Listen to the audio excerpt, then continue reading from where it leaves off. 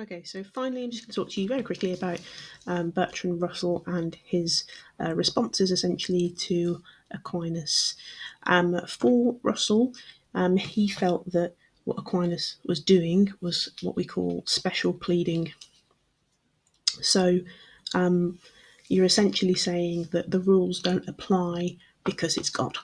So you're making a special case or a special exception, special allowances for for errors in your argument or things that you haven't justified because but the rules don't apply to God.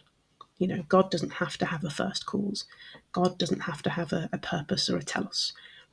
Those kind of things. So for Russell, he felt that the whole of Aquinas' argument for there being a telos within the universe was a case of special pleading, and kind of saying that God is unique and the rules don't apply to God. God doesn't have to have a purpose like everything else. God doesn't have to have a designer which kind of created him with a special inclination towards achieving something. But he also thinks that, okay, even taking that into account, the entire argument is based on the assumption that God exists. So Aquinas saying that we have this natural inclination towards doing good, that there are primary precepts, that we have a purpose or a telos that all humans work towards, etc. Aquinas is making his assumptions entirely based on God existing, because, well, if God doesn't exist, then what is it that we're trying to get close to? What gave us our purpose, our telos? What gave us our ability to reason?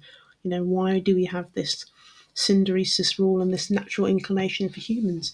All of it is based on God existing, the universe having a telos, humans having a telos, the primary precepts. They're all based on this foundation and this assumption that God exists in the first place. So, as you can see, Russell not a big fan of Aquinas's principles. He thinks that essentially he takes this concept that God exists and then molds the rest of his arguments around it in order to fit his personal purposes or what he's trying to aim at.